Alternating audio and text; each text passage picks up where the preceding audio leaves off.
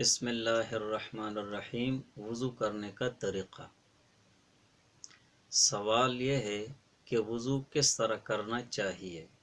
جواب: صاف برتن میں پاک پانی لے کر صاف اور اونچی جگہ پر بیٹھو۔ قبلے کی طرف منہ کر لو تو اچھا ہے، اور اس کا موقع نہ ہو تو کچھ نقصان نہیں۔ آستین کوہنیوں سے اوپر تک چڑھا لو، پھر بسم اللہ پڑھو اور 3 بار گھٹوں تک دونوں ہاتھ دھو، پھر 3 مرتبہ کلی کرو، اور مسواک نہ ہو تو انگلی سے دانت مل لو، پھر 3 بار ناک میں پانی ڈال کر بائیں ہاتھ کی چھوٹی انگلی سے ناک صاف کرو، پھر 3 مرتبہ منہ دھو۔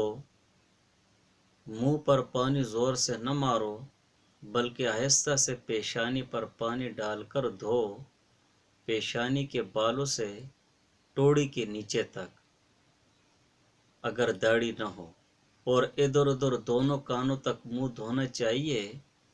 پھر کوہنیوں سمیت دونوں ہاتھ دھو، پہلے داہنا ہاتھ 3 بار، پھر بایاں ہاتھ 3 بار دھونا چاہیے۔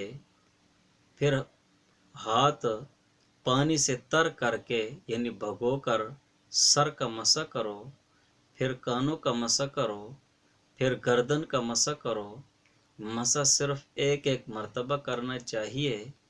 پھر 3 مرتبہ دونوں پاؤں ٹخنوں سمیت دھو، پہلے دایاں پاؤں پھر بایاں پاؤں دھونا چاہیے۔